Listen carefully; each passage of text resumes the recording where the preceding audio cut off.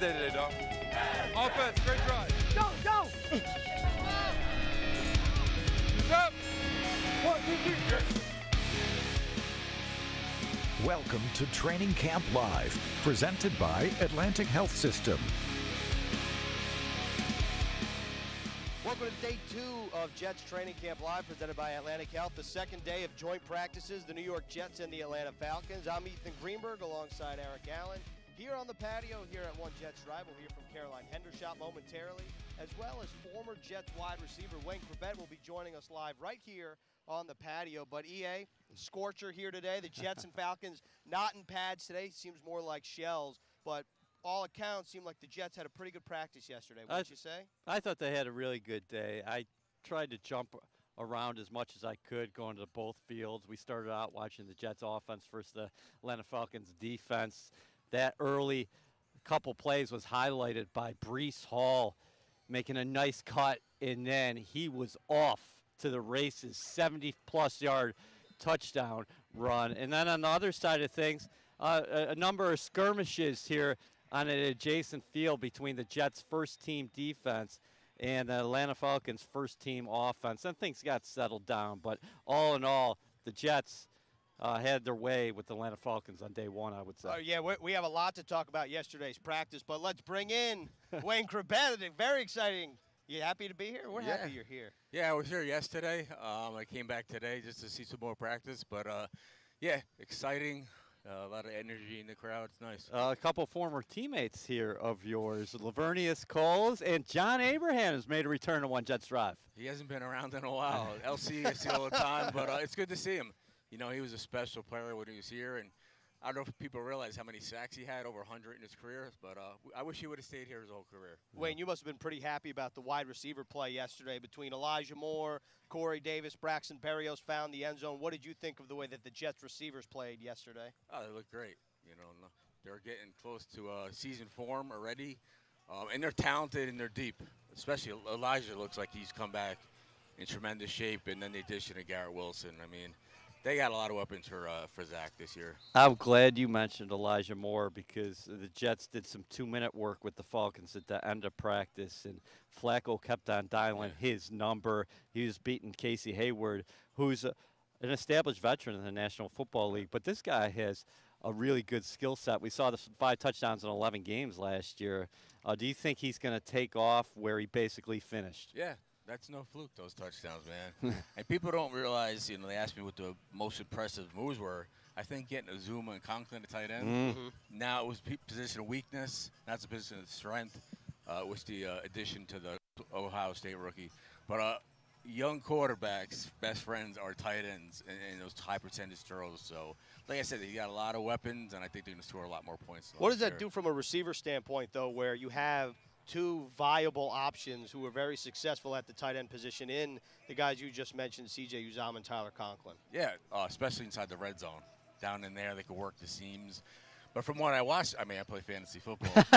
These guys turn 5-6 yard gains to 15, 20. I mean, they're great yards after the catch. But like I said, high percentage throws, you know, to the guys inside the slot. So, you know, he had a high percentage completion last year, and I think it's going to get better.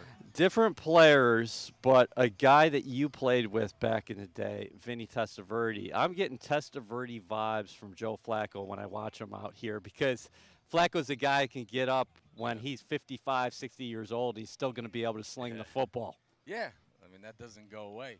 Maybe the legs get a little weaker, but Vinny played for 20-some odd years. I think Flacco could do the same. But, you know, you can't replace that you know, experience, especially getting to a Super Bowl and everything. So hopefully he can hold down the fort until Zach gets better. Breece Hall yesterday, the rookie running back out of Iowa State, 75-yard touchdown run on the outside, put a juke on former Jets cornerback, current Falcons cornerback Corey Ballantyne. You mentioned fantasy football. The Jets in the backfield, two very fantasy viable options in Michael Carter and Breece Hall. Yeah, I would say, you know, to be spread around with the receivers and tight ends. But as far as running back, Breece Hall's a good pickup, you know, with his ball catching, you know, skills. So definitely you can take some of these guys in your fantasy team. Especially in PPR leagues, point per reception, you figure Breece Hall and Michael Carter might be seeing some significant reps out of that. Kind of like an Austin Eckler kind of Yeah, guy. yeah. But we got to stay here on fantasy because you guys got me thinking here. Everybody starts asking me questions about, hey, who's going to lead the Jets in rushing? Who's going to lead the Jets in touchdowns or receiving yards? I think it's hard because they do have a diverse set of playmakers now, and the ball can really be spread around. I think the season long is tough, but as far as week to week, you got to just go with the matchups. Yep. It's who they're going against.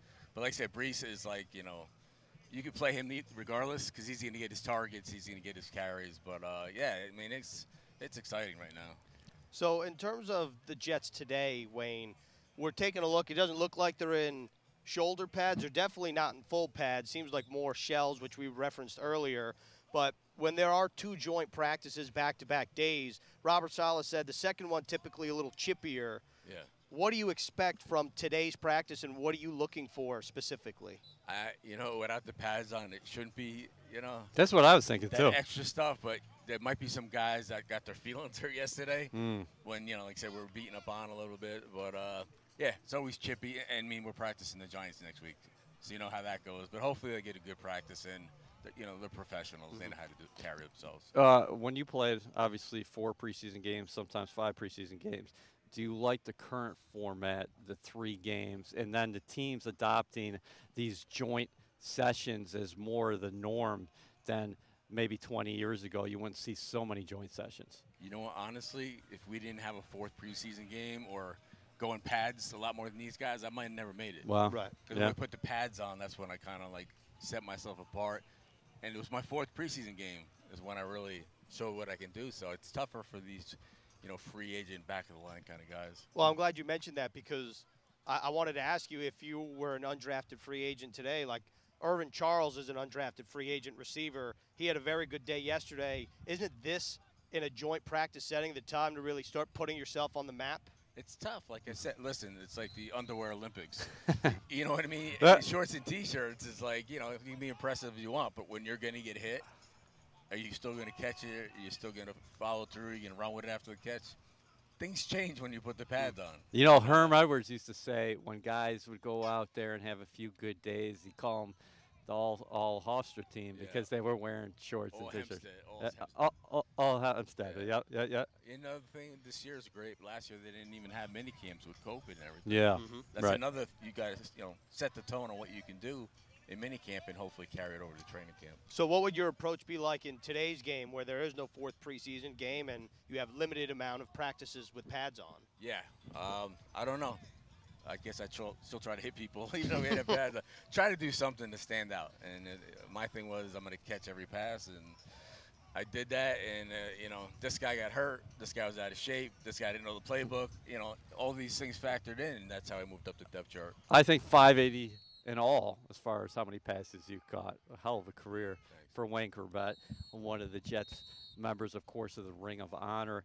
I'd be remiss if I didn't ask you what you thought of Joe Klecko being named recently to the Pro Football Hall of Fame's 3 senior finalists. He obviously has to cross another bridge in January. He needs 80% vote, but a lot of people think it's a mere formality that Klecko's finally going to the Hall of Fame. Oh, I'm so happy. So happy. So deserving kind of player he was.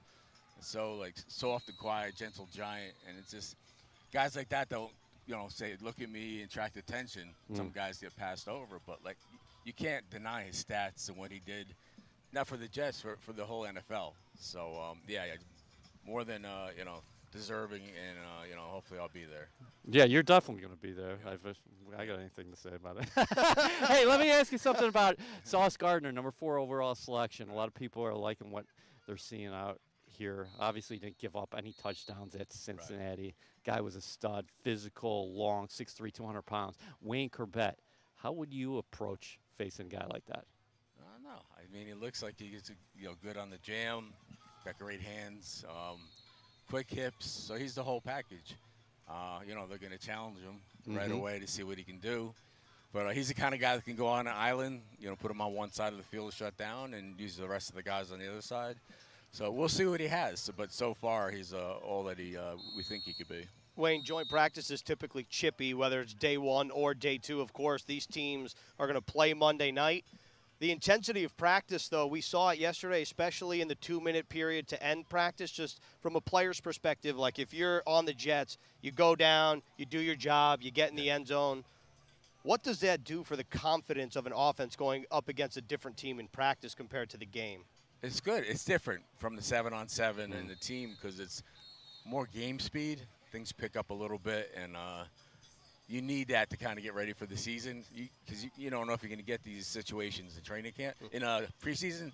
So these practices with the timing and all that, with the signals and watching the clock is very important at this point in training camp. What can you say about the roster transformation, what you've seen here from the Jets over the last 18 months? We've talked about the wide receiver position. Everybody's been raving about the defensive line throughout training camp, the numbers there. We talked about the running backs. It just seems like every position group, it's got very good depth. Very good depth. You know, last year's draft was great with Zach and Vera Tucker and Elijah, the Michael Carters.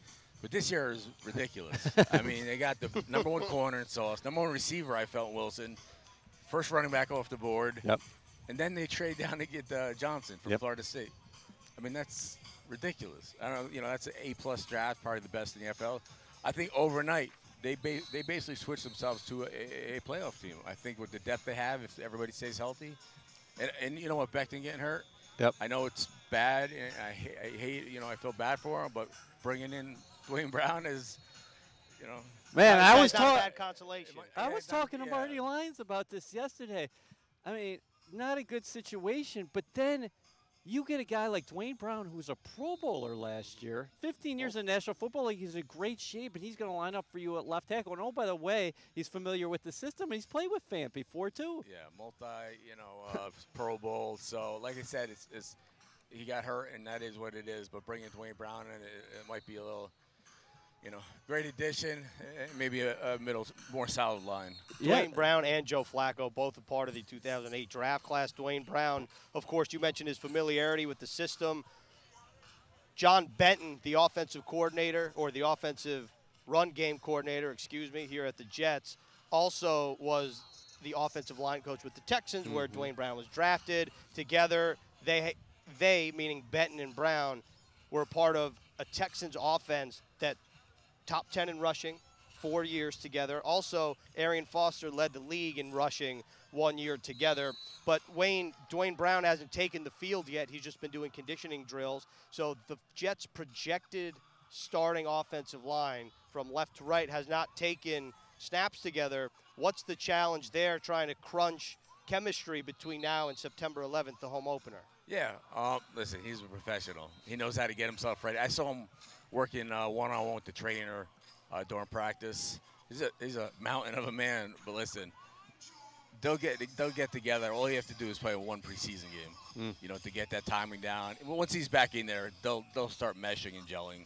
My anticipation is Brown probably maybe take team reps next Wednesday because you got the Monday night game. You're not going to practice again after this one before you face Atlanta. You have that off day on Tuesday, so maybe he'll be back team reps. An encouraging sign that I see out here early on the second day of joint sessions with the Atlanta Falcons for the Jets here. Quinnen Williams back on the practice field. I see him stretching over there. He's in uniform. I don't know if he's going to be doing anything team-related, but he's out here. He's also with Bryce Huff right now, who Robert Saleh said has an oblique injury that he's trying to get back from. So we'll see if those guys practice. Quinnen Williams dealing with an ankle injury, Bryce Huff with the oblique. You mentioned the defensive line. Wayne, I know that it's kind of hard to take in a joint practice because the Jets and Falcons are on multiple fields, but did you see any of the defensive line yesterday? Because it felt like they got after the Falcons pretty good. I didn't see it because it was on the opposite field, but I saw them warming up and hitting the pads and stuff like that, and it looked vicious, man. I mean, I don't know if it was a competition to see who hit the block and dummy hard enough, but they're big guys, man. They're quick, and they're going to cause a lot of havoc this year. Listen, you've been gracious with your time. I love hanging out with you. We make this an annual occurrence at training camp. We're going to see you throughout the season, no doubt about that. Lastly, I just wanted to ask you, there's a lot of people watching and listening to this right now who love Wayne Corbett. Can you talk about your connections with Jets fans that exists to this day you were out there mingling with everybody before practice? You know what? I'm grateful. I said that the other day on the radio. At the end of it, I just said I just want to thank all the fans that still wear my jersey. You know, retired 17 years, and you know, I'm flabbergasted. You know, it just lets me know that I did it right, and I treated them right, and I'm grateful that they reciprocated to me still after 17 years. You know. Awesome. Wayne Corbett, we appreciate your time. Thank you very much. Enjoy seeing you, practice. brother. We'll be seeing you soon. And the Jets' regular season kicks off on Sunday, September 11th at MetLife Stadium. Be there for the 2022 home opener when the Jets take on the Ravens at 1 p.m. Secure your seats now at nyjets.com/ticket. Savings are available for groups of 10 or more. And we talked about it earlier with Wayne, but Joe Flacco did have a good practice yesterday. For more on his performance, let's head down to the field with Caroline. Ethan, Joe Flacco said the entire offense had a very good practice yesterday. He said specifically they ran more plays than they typically do in practices, so it helped them find a groove against the Falcons.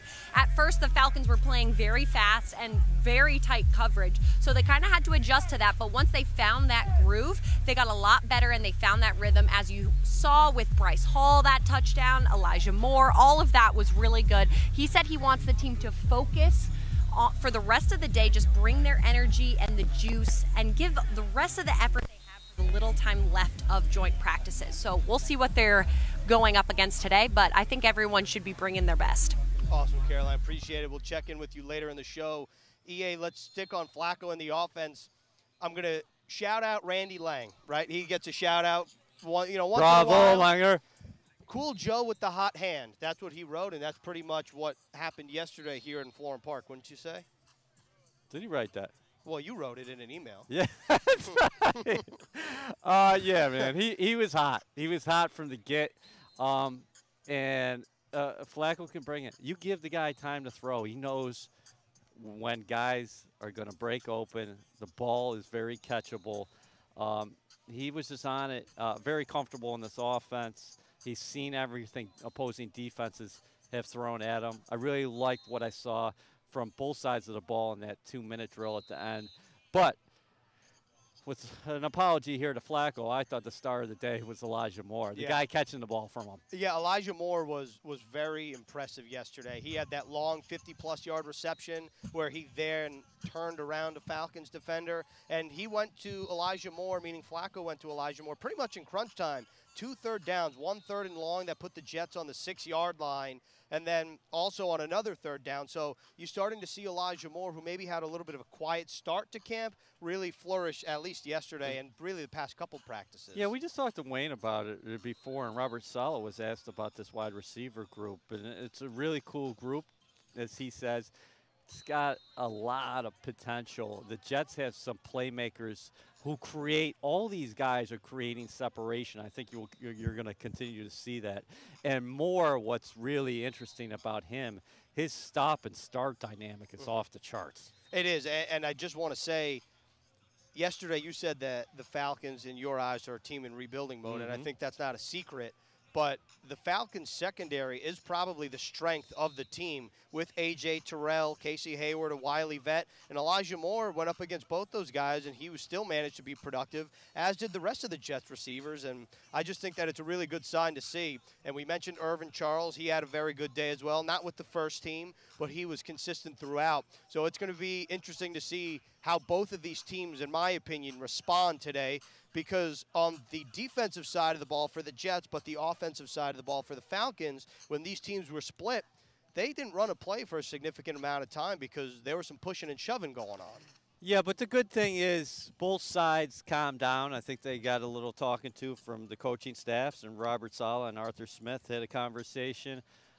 You expect that a little bit around here where you're going to have some skirmishes, but they quickly, you know, everybody's tempers got back in line, and you got in some good work. That's the thing. You never want skirmishes, fisticuffs to overshadow what you're trying to do. You're trying to get productive work out here. So, Brayley and I got in some maybe a couple fisticuffs out here, you know, and Falcons linemen were getting into it. Nathan Shepard, you always got to watch Nathan Shepard, number 97 for the Jets. I think one of the most underrated moments of Jets training camp has been Robert Saleh talking about the evolution of Nathan Shepard trying to fight versus not trying to fight, and recognize that maybe I shouldn't do that. That was referencing when Garrett Wilson, maybe spoke a little bit. Shep's got like 100 pounds on him at least, right? Yeah, I'm glad those two didn't throw down. Yeah, hey, me too. You know what? And how about the hype man, Michael Carter? Not only is he a very good football player, but, man. He talks noise. He brings it. Oh, yeah. But he celebrates what his teammates do on the football field. Anytime a guy's making a play out there, Michael Carter's letting them know about it, and then he's letting the other side know about it. So I like that. The Jets want to be agitators. Michael Carter, he's the kind of guy I want on my team. Yeah, and just another guy, speaking of an agitator, I didn't see it yesterday, but we've seen it throughout camp. Quan Alexander definitely brings the juice. One might say he's a legendary agitator. Are you the biggest Jets fan? The Fan of the Year contest presented by Captain Morgan is back, and we're searching for one extraordinary Jets fan. Nominate yourself or others for a chance to be crowned Jets Fan of the Year and win a trip to Super Bowl 57 in Glendale, Arizona. To nominate yourself, someone else, or learn more, visit nyjets.com/fan of the year. You mentioned Sauce Gardner earlier. The Jets cornerbacks obviously in a much better position than they were this time last year, going up against the Philadelphia Eagles when they came to Florham Park. I think a lot of eyes were on Drake London and Kyle Pitts, hoping that the Jets would see both of those guys. Unfortunately, Drake London sustained a knee injury in the preseason game. We haven't seen him practicing. Kyle Pitts, though, definitely a freak, and we saw that a little bit yesterday. But Michael Carter II knocked down a pass intended for Kyle Pitts that brought up a 4th down in the 2-minute drill, and then Jermaine Johnson gets the sack on 4th down. So it's still good work with the Falcons receivers, even though their number 8 overall pick of the NFL draft is not practicing. Yeah, to that point, you can take it even a step further. You do feel bad for Atlanta because they would have expected to have a guy like Calvin Ridley and Drake London out here. But, hey, listen, Kyle Pitts, that's great to get reps against a freak like that. Robert Saleh said that, hey, he's a Madden-type creation. If you're going to create a player on Madden, Kyle Pitts is that kind of guy. So, yeah, nice job by Michael Carter in that 2-minute situation, 3rd down. You got to think you're going to go to your best player in that situation, and Mariota's looking for Kyle Pitts over the middle. Good, very good play by the Jets nickel back. And Kyle Pitts, 6'6", 245 pounds. Michael Carter, sub 6 foot. So just the height discrepancy there is definitely big, and Michael Carter still made the play. It was actually a diving play, or at least they both went to the ground. But this Jets cornerbacks room, EA, continued to be very sticky throughout camp. And Sauce Gardner nearly had his first camp interception. He picked it off, but there was a flag on the play, and it could have been pass interference or holding. I got to ask somebody about it because, yes, I saw a flag in the vicinity, but I'll tell you what I saw. Great break on the ball by Sauce Gardner. That was his first interception in camp. And the guys will tell you sometimes these come in bunches, so maybe we should keep our eyes on number 1 today. Maybe he'll dial up another takeaway or 2. Yeah, maybe this joint practice session could use a little bit of sauce. Anyway, this is how we're going to wrap up the show here. Same question as yesterday. Let's bring back in Caroline Hendershot. There she is. She's all over the place. Yeah, Caroline's everywhere. Everywhere, all at once. She was on the field. Now she's up on the balcony. And you can't see her sneakers, but they're quite white. Yeah. They are quite white. Nice job. Nice job. I cleaned them, guys. Don't worry. Okay, great. So this is not a curveball. This is a fastball down the middle here because it's the same question as yesterday, still applicable. Caroline, let's start with you. Your matchup to watch today after seeing yesterday's practice is what? I know you guys talked about this already, but A.J. Terrell and Casey Hayward were all over Elijah Moore yesterday, and Elijah fared very well against them. So I kind of want to see what he does today and if he's able to still get those catches and make those plays against them. EA? Man, Caroline, I was going to go in that direction too after watching Moore against Hayward. It was he had a good practice. Oh, yeah, he was taking care of business. Okay, so I'll go Jets defensive line against the Atlanta offensive line. I thought the Jets sustained very good pressure throughout the session. In fact, Mariota a lot of times would have been sacked, and he was uncomfortable out there, I thought, in the pocket, just getting rid of the football. With all that being said, the Jets might have a number of regulars not practice today along that defensive line. So more opportunities for different guys. Vinny Curry sustained some kind of hamstring injury yesterday. We see Quentin Williams out here, but he's missed practice the entire week, working his way back from a minor ankle injury. We'll have to see if he gets back in team reps. And Greens, you mentioned Bryce Huff with the oblique injury. So the Jets got a couple injuries they're dealing with up front. So I want to see how the rest of the guys take advantage of these reps. Yeah, I'm going with the hot hand yesterday. Cool Joe hot hand. I love that saying, by the way, as I'm sure you can tell that I've said it twice. But with Joe Flacco, I just want to see what he brings again. I mean, he was hot yesterday, and we'll see what the practice script holds, right? Like, without full pads, they may not be doing a full 2-minute drill and rushing the passer and stuff because they can't go full throttle in shells. But I want to see what Joe Flacco has in store. I mean, you mentioned both the cornerbacks and A.J. Terrell and Casey Hayward. The Jets receivers had a good day yesterday, but this Jets team, it's about stacking days, and let's see if they can do it twice in a row. But that's where I'm at right now. But in the last 5 minutes of the show here, I want to go like next level. Like we often talk about the first team guys, the guys that are going to be in the spotlight throughout 17 weeks. Let's go one level further than that. A guy like Irvin Charles, because Wayne Corbett was up here earlier. He was talking about the importance of preseason when he played with 4 preseason games. But what I want to know is, and EA, I'll start with you, is there a guy that you have your eyes on in the preseason that maybe didn't get a lot of reps throughout camp, especially with the first team, that you're like, you know what, let's see what this guy has to offer, and Monday night, 8 p.m., we'll see what he has? Well, you put me on the spot. I know. There are a number of guys that I like, and you could go in a number of different directions, but I'll stick with the offensive line. Yeah, we know we want to see those top 5 out there, but I think these are very important reps for guys like rookie Max Mitchell and Chuma Edoga.